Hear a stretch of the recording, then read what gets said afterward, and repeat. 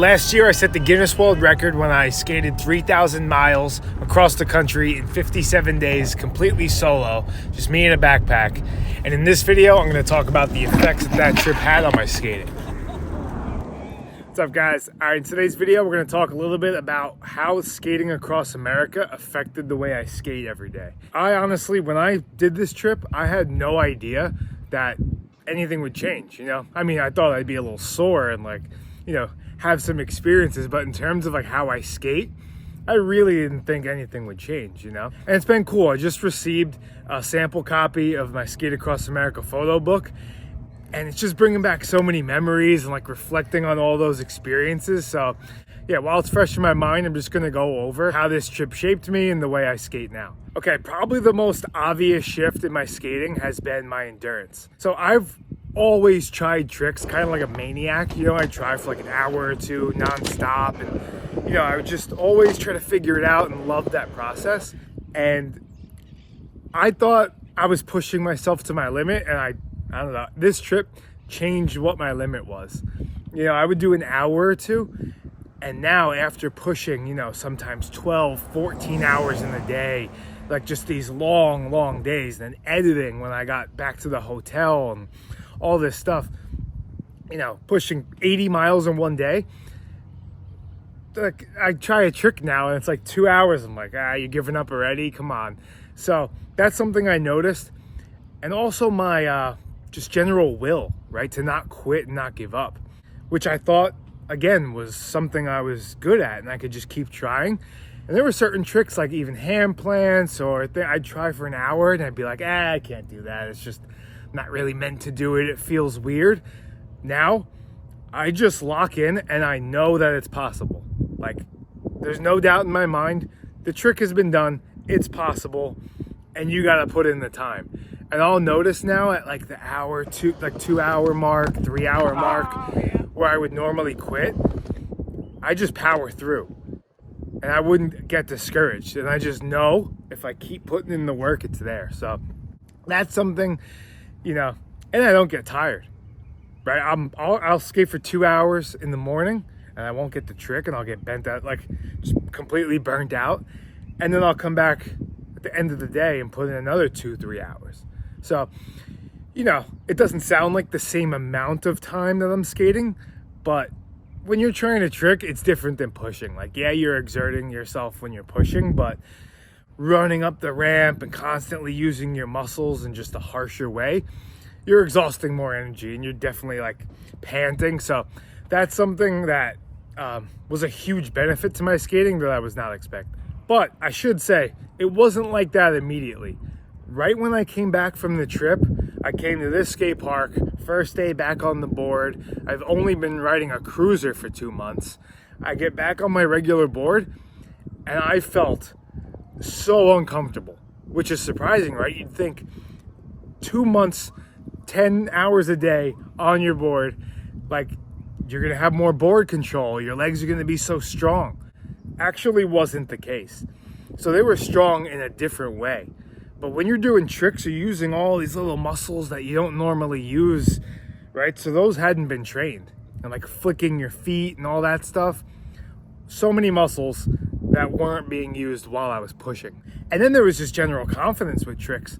I would do, let's say, a pivot fakie on this quarter pipe right here. I've done that so many times, but I guess taking 2 months off, I had to build back that confidence. It was so weird. I'd come up and not stick it and jump off and blunt fakies. So it took a little bit of time to build back that comfort and that confidence. And it wasn't that quick either. I'd say it probably took, a couple of months to really feel like I was back to my old self. Okay, then there was the foot pain. So getting comfortable on the board again wasn't the only obstacle I had to overcome. I had foot pain for, I think I'm just going to have never-ending foot pain. Just probably first because I'm a skateboarder, but then second because of the push across America. That definitely, I'm going to feel the effects of that forever, which I'm perfectly fine with. Was definitely worth it, but definitely had an impact on my feet. And immediately, it just didn't go away.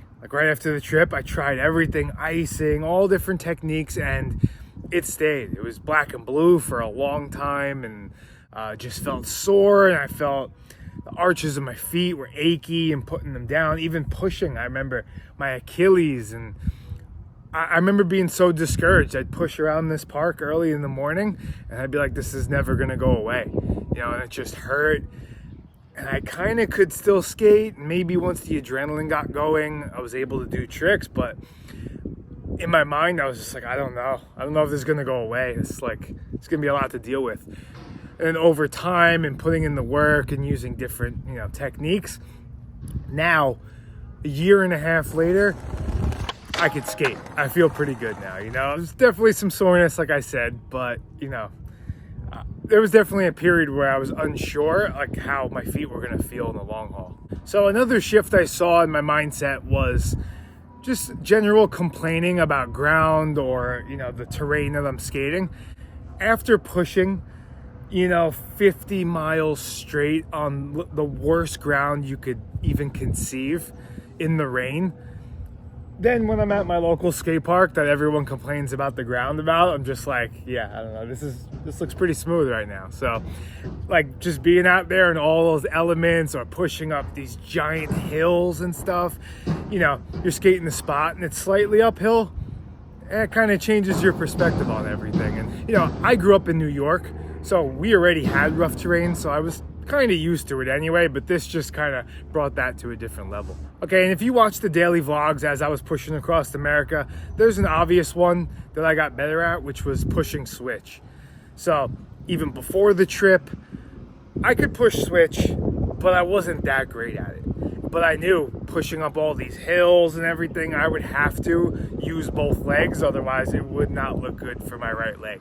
So I put in, hours. I'd practice trying to, master the technique of pushing switch, and putting in all those hours across the whole entire country. I can basically just pick up and push in either stance now very comfortably. So, that's something nice to just kind of be ambidextrous and just very fluid when I'm pushing. The other unexpected change I had was my mindset about skating. So I always, had this insane love for skating and would do anything for it, try to help the community. But something changed with this trip, seeing everyone kind of get together and support and tell their stories. It made me realize even more so how important skateboarding is to people. And I just have even more. I didn't even think it was possible to have more of an appreciation, but somehow I gained even more appreciation for skateboarding and everything it brings. Okay guys, that's it for today's video. If you enjoy hearing these stories, consider pre-ordering the Skate Across America photo book.